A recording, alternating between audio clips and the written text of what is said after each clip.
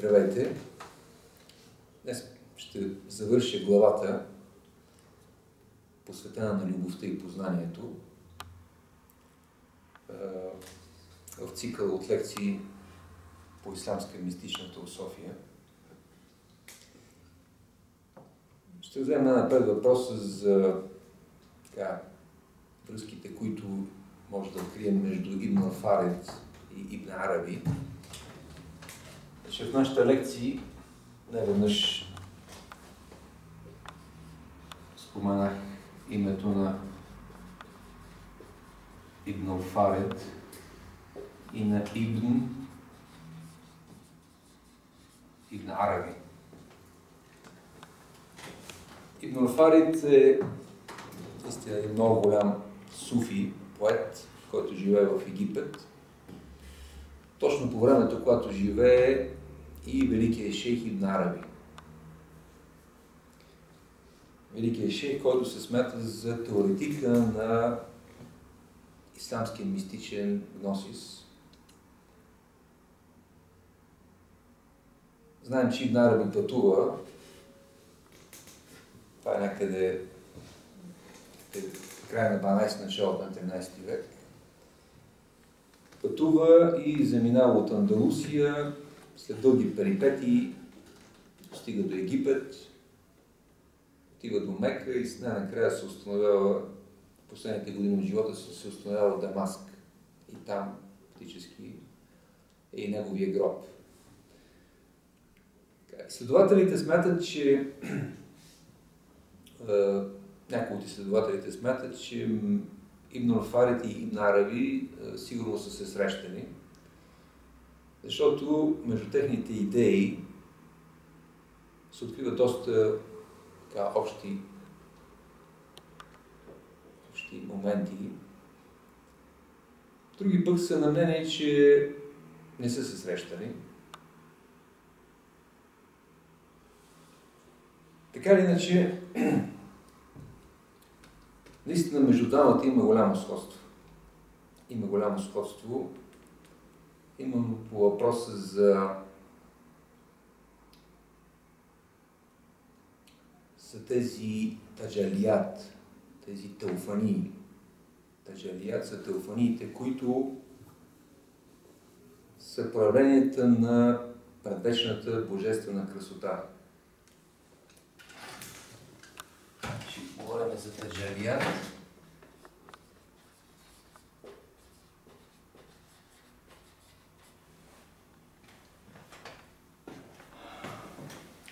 Двамата споделят възгледа, че единната божествена същност е самата красота, която се проявява безкрайно много форми, която се изявява безкрайно много, има безкрайно много проявления. Именно този възглед, който споделя Ибн Араби и Ибн ал-Фарид, кара някой да смята, че двамата са се срещали в Египет.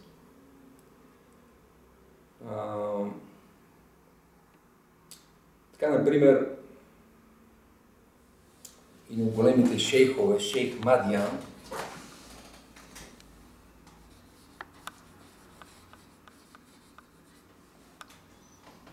Мадиян, твърди, че между Фусус е така, може би най-мистичното произведение на Ибн Араби, Фусус ал-Хикам, печатът на мъдростта, и Таия. Таия е една голяма поема на Ибн ал-Фарид. Таия. Според шейх Мадиян, между Фусус и Таия няма никаква разлика.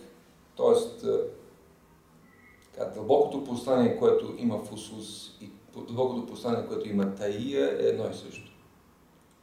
Като Фусус е в проза, докато Таия е в поезия. За нас обаче не е толкова важно дали Ибн Араби и Ибн ал-Фарид са се срещали. не е толкова важно. Важното е, че наистина между двамата има едно голямо сходство по въпроса за именно таджалият, за проявлението на божествената същност, не като творение дори, а като себеизявяване. И този мотив за скрито съкровище, Всевишния, който е скрито съкровище и се проявява в безкрайно много форми. Аз съм скрито съкровище, казва Всевишния в един хадис Кудси, свещен хадис. Аз съм скрито съкровище и желая да се себе познае. Желая да се себе познае и сътворявам творението. Казвайки сътворявам, дава идеята за себе изявявам. Аз се себе изявявам в творението си и се себе познавам, себе съзирам в творението. Значи, Всевишният желая да се себе познае. Има само един единствен субект, абсолютен субект и един единствен субект и обект. Значи в цялата реалност, в единното има само един единствен субект и обект. Когато говорим за творение, значи в мистично-теософски план, творението е по-скоро таджалият, по-скоро теофании на предвечното. Това са безкрайно много теофании, безкрайно много превъплъщение на единното, което е винаги единно, без да губи своята единност, безкрайно много форми. Значи, нашата илюзия е, че понеже ние виждаме нещата фрагментарно, все още не сме интегрални, ние виждаме нещата в една множественост. И трудно може да схванем идеята за единството в множествеността. И също времено множествеността в единството. И това е непрекъснато преливане на единството в множествеността и множествеността в единството. Значи, и друг път съм казал, големите исламски автори, теософи, говорят за това, че реалността е отвъд представата за единство и множественост. Значи, това е много важно. На едно ментално ниво, на рационално ниво, има тази опозиция между единство и множественост. Между горе и долу, между вътре и вътре, между вътре и вън, между черно и бяло. И това е в опозиции. Обаче в интегралността на цялото няма опозиция. Значи, когато говорим за таджалият, за теофании, тези теофании, дали това е теофания, проявление, което означава отделяне от единното, или това са мигновения, както казват суфиите, това са мигновения, които миг след миг се, така се каже, проявяват и изчезват. Значи цялата реалност в един момент се превръща в един тотален таджалли, една тотална теофания. Както казва Ибн Араби, има един абсолютен таджалли, една абсолютна теофания. Тази теофания е теофанията на тази предвечна тотална красота. Значи, Всевишният е красив и обича красотата. В един хадис на пророка Мухамед се казва: Аллах, Всевишният е красив и обича красотата. Значи, когато този хадис от друга страна казва: аз съм скрито съкровище и желая да се себе познае, това означава, че предвечната красота желая да се себе прояви, да се себе огледа. Значи, красотата търси красотата. И това поражда пък въобще тази изначална любов. Този голям мотив за тази предвечна връзка между любовта и красотата. Ако четем Платон, нека да се върнем малко по-назад във времето, макар че в теософията няма назад, няма минало, няма бъдеще. Всичко е едновременност. Значи, този най-дълбоки мистици и теософи казват едно и също, макар и с различни думи. Не случайно Ибн Араби е наречен сина на Платон. Така, в стила на Ибн Араби говори и Ибн Фаред. Значи, той също говори за тази изначална красота, божествената изначална красота, която предхожда всички, както сега предхожда всичко. От друга страна, копнежа на единното да се себе съзре. И това поражда идеята пък да се тази изначална същност на любов. Значи, ако говорим за любовта, кой кого обича? Значи, любимия и любещия. Предвечният любим и предвечният любещ. Има само един единствен любещ и един единствен любим. Въобще идеята за единството между любещи и любимия и любовта. Единството между познаващия, познаването и знанието. Единството между, както се казва, познаващи и познаваното. Красотата като такава, която се себе съзира. Това е идеята за същностната любов. Значи, мистиците пар екселанс вече достигат до тази теза, че няма друг освен един, който е самата красота, която се себе проявява безкрайно много форми и се себе обича в безкрайно много форми. Значи, когато един се влюбва в друг, пак е единия, който безкрайно много проявление се себе обича. И това е много интересно. Ако по този начин наистина прогледнем и се почнем да съзираме идеята, че всяка една любов, всяко едно влюбване е всъщност влюбването на единия в самия себе си. Това е отглас, между другото, една от знаменията на Корана, което Всевишният казва, Всевишният е предопределил да почитате само единствено Него. Значи, във всяка една форма, във всяко едно поклонение, всъщност се прекланяме пак пред Всевишния. Защо обаче? Защото във всяка една форма, във всяко една поклонение присъства, макар дори и завуалиран вид, красотата. Значи, прекланяш се пред онова, което смяташ за красиво, което съзираш като красиво. И затова предвечната воля на Всевишния е да се покланяш единствено на Него. А кой се покланя на Него? Всъщност, единия се себе познава безкрайно много форми. Значи, тук вече прескачаме така тази идея, че човекът се покланя на Бога. Понеже няма друг освен Него. Понеже е само Той, понеже е само единствен, абсолютен обект и субект, или въобще в цялата реалност няма друг освен един, че той е първи и последни, видими и невидими, тогава разбираме, че в тези безкрайно много таджалият, тези теофании,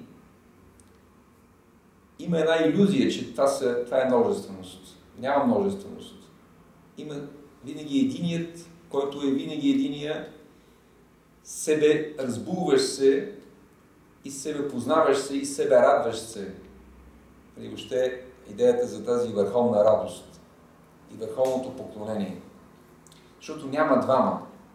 Значи, Мауляна Руми казва, до кога ще играем този танц на аз и ти? Няма аз и ти, има само един. Значи, илюзията на едно по-ниско наистина ниво и затова ние трябва да се завърнем. Полека-лека да се интегрираме в самите нас. Трябва да прескочим бариерите на съзнанието, да преминем метаморфозите и да съзреме таджалият, тези теофании в мига.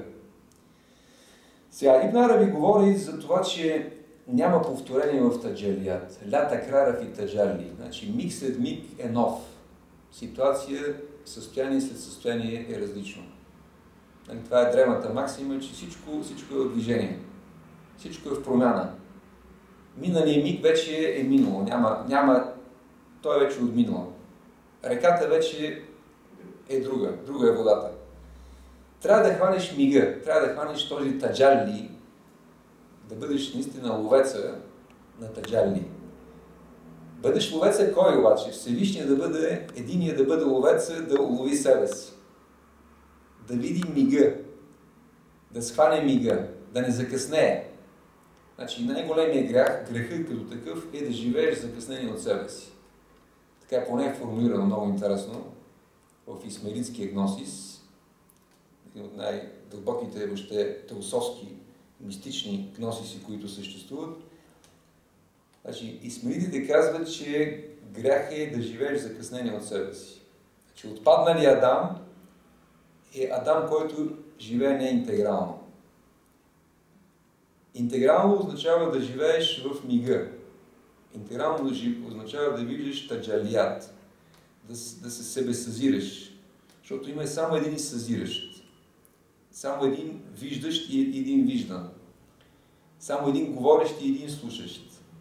Значи в цялата реалност всички ние всъщност сме само един говорещ и само един единствен слушащ. В един дълбоко есенциален план.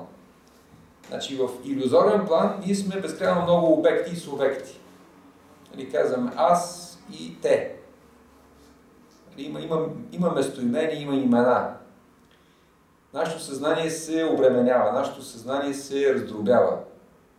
Ние живеем така неинтегрално. В единното, което от друга страна е отвъд единство множественост. Значи в цялата реалност, цялата тоталност на реалността няма опозиция. Значи едновременност на всичкото с всичкото. Ал-куллу бил-кул. Значи всичкото с всичкото. От всичкото към всичкото, както казват. Има само едно единствено действие. Тоест означава, че има само един единствен говорещ и един единствен слушащ. Няма друг освен един. Точно в този стил, именно и Ибн Араби и Ибн Руфарет, така говоря за таджалият. И Ибн Араби, например, казва така, че след изличаването в състоянието на трезвост, това са стихове, аз не съм друго освен тя, освен същността. Значи, след трезвостта, в трезвостта след изличаването, т.е. след фана, значи мистика се себеизличава. В какъв смисъл? Той се себеизличава в смисъл, че се завръща в своята най-дълбока същност. Отново се превръща в своето изначално себе. Това е процеса на фана, на изличаване. Но това не означава на губене на идентичност, а просто до намирането на истинската идентичност, на истинската същност, на истинското себе. И достигане до бака. Значи фана и бака. Фана е изличаване, бака е пребъдване. Значи, както каза имам Али, не сте сътворени за изличаване, за тленност, а сте сътворени за вечност. Ма холектум лил фана, бал лил бака. Значи, ние не сме сътворени, т.е. ние не сме теофанизирани. Всеки от нас е всъщност единия, като една теофания. Всеки от нас е една теофания на единното. Защото единното е единното. То никога не може и не се превръща в двама. Единия е винаги единия. Предвечното не губи своята тъждественост със себе си. Значи реалността като такава не може да загуби своята тъждественост. Тя е отвъд опозицията на едно и две. Няма граница. И затова имам Али казва, не сте сътворени за тление, а сте сътворени за вечност. Като това творение не означава, че ние сме отделени от единното, ние сме неразделна част от единното. Ние сме това единно, което се себе изразява, което се себе проявява безкрайно много форми, без да губи своята тъждественост със себе си. И казва Ибн Араби, в тази трезвост след изличаването, аз не съм друго, освен тази същност. Значи достига мистика до разбирането, че не е друго, освен една единна същност. Моята същност с моята същност. и когато тя се себеокраси, когато тя постигне своята красота, тя се изявява. Значи, има едно така особено срещане на аза със себе си. Значи, на аза с аза, на същността със самата себе си. В един много сакрален акт на себепознание, когато любещи и любимия се срещнат в този мистичен съюз, мистичното сливане. Това е наистина един дълбок мистичен вътрешен процес, едно мистично преживяване. И всеки от нас по някакъв свой начин, по един свой неповторим начин, така да се каже, извършва този преход. Защото единия, както казват мистиците, суфиите, казват, единият безкрайно много проблеми се завръща по един свой уникален начин. Защото той се индивидуализира тотално във всяко нещо. Значи, във всяко нещо има една пълна индивидуализация на единното. Като тази индивидуализация назначава отделни същини. Това е много такъв интересен момент. Защото ако ние говорим за отделни същини, това означава полагане на граница. А в единното, в тоталността като такава няма граница. Значи в един най-дълбок духовно, и дори отвъд духовен смисъл, значи, защото реалността като такава, тя е дори отвъд дух-материя. Значи, духът и материята са така, двете лица на едно. Обаче, за мистиците пар екселанс казват, единното дори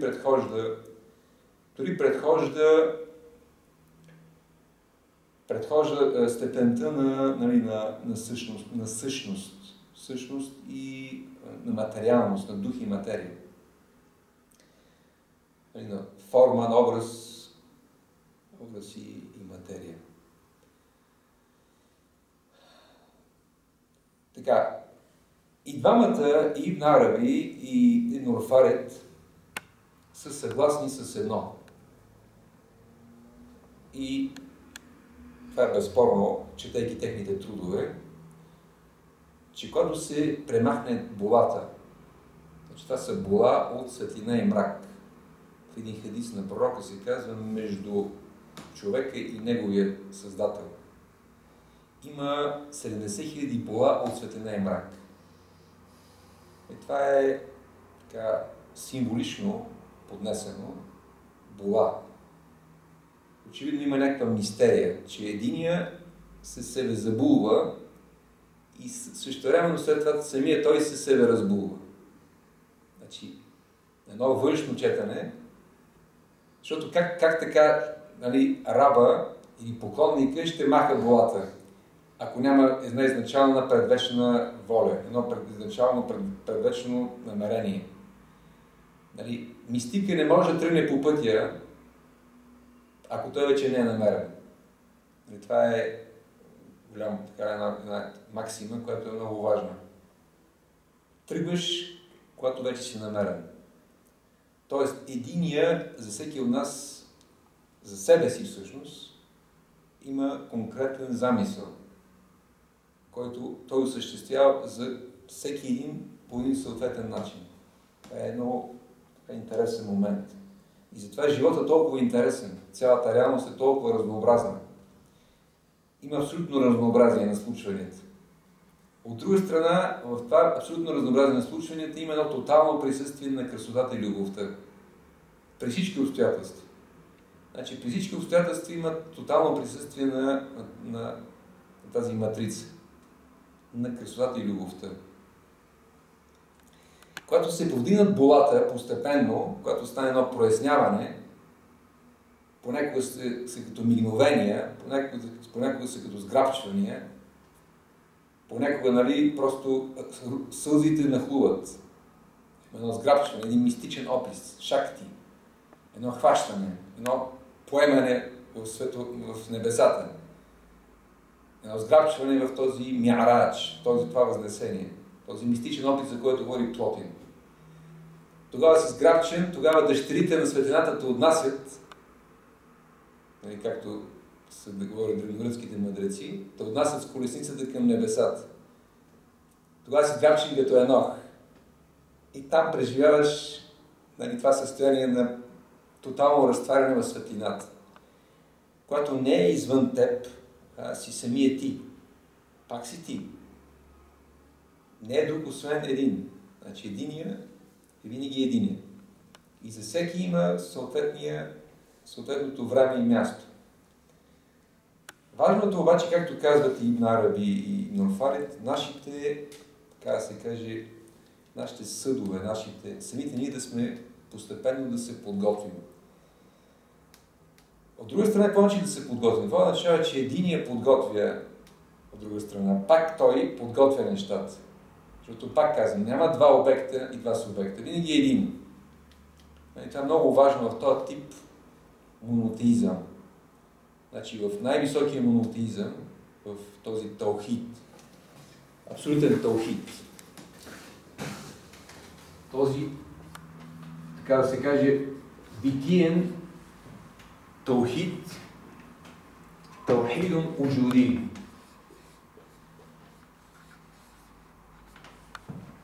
Таухид уджуди означава